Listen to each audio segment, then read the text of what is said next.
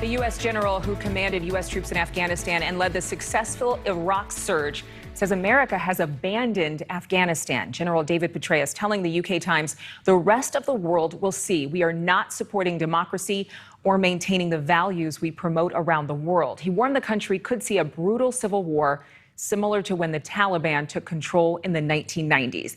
Meantime, the New York Times reporting hundreds of thousands of Afghanis are fleeing the country, fearing another Taliban takeover and all that could come with it. Retired Brigadier Army General Anthony Tata served in Afghanistan and the Pentagon. He joins us now. First of all, thank you, General, for being with us. Afghanistan's president now blaming the Taliban surge on the U.S. withdrawal, calling that pullout sudden. Was this sudden or unexpected? Well, Adrian, thanks. Great to be with you. I don't know that 20 years would equate to sudden, and I'm not sure I agree with David Petraeus's assessment that we're abandoning Afghanistan. We gave it 20 years. We gave it thousands of lives, and I think we did our very best to really rebuild the Afghan military, the Afghan police, and their political capacity. We worked very hard at making sure that they could defend themselves. And at the end of the day, Afghanistan is somewhat of a synthetic country. They have lots of valleys and peaks, and they have lots of Hatfields and McCoys, and it's hard to pull them together from the northeast, the very mountainous region, to the southwest, the very desert area, and everything in between. And it's just a tough nut to crack.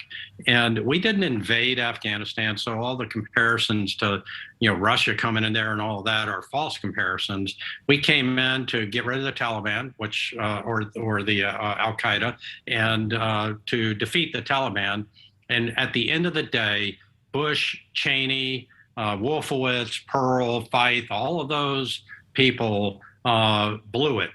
And we had the chance to kind of lance that boil and destroy, not defeat, Taliban and Al Qaeda, but they were too focused on Iraq, and it took us 10 years to get bin Laden, and it was Rumsfeld and Cheney and all of those clowns that took their eye off the ball and wanted to go into Iraq. And so we were left with what we were left with. And 20 years later, we've had a lot of generals, a lot of privates, and everything in between do their level best. And it was time to get out of there. Well, you have some strong words for some of those officials, absolutely. But I do want to go back to what you said about former CIA Director Petraeus's comments, because he's been warning for a long time that a troop withdrawal would by no means stop the endless war in Afghanistan. But again, this terror, this Taliban terror, do you think that there's a chance of destroying essentially the Taliban?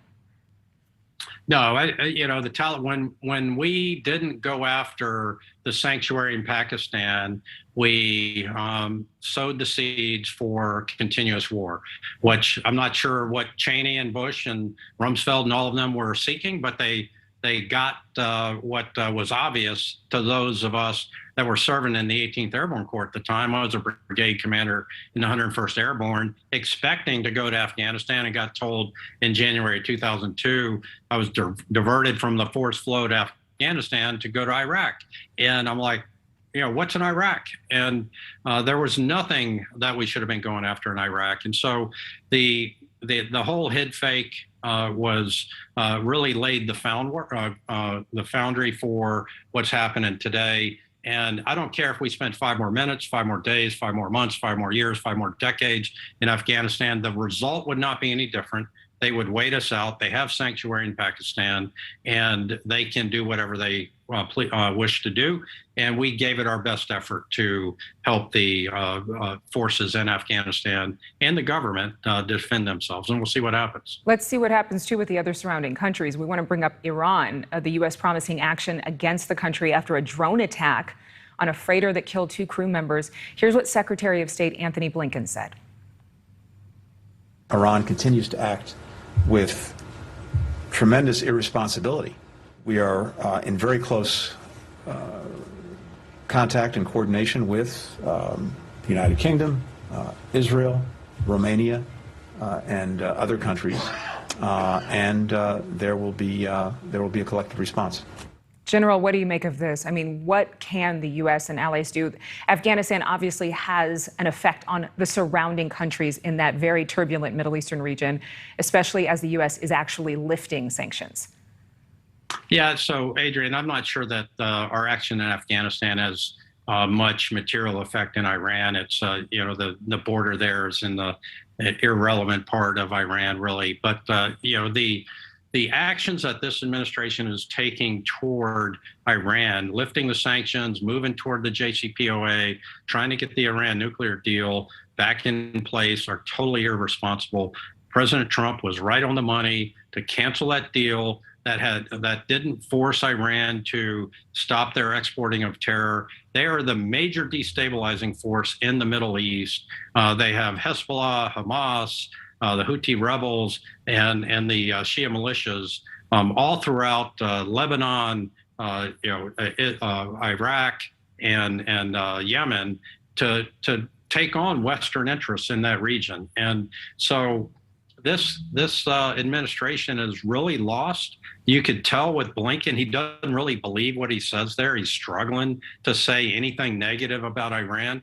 And they talk out of both sides of their mouth. Blinken says that, but privately, he and Kerry and others are meeting with Iran, trying to get back to the nuclear deal. It's really a duplicitous policy, and it's really bad for the United States. And what's worse is the mainstream media is just putting wind behind their sails, not investigating anything, not curious about what this administration's policies are, and it really has a negative effect on the United States and our foreign policy and our future.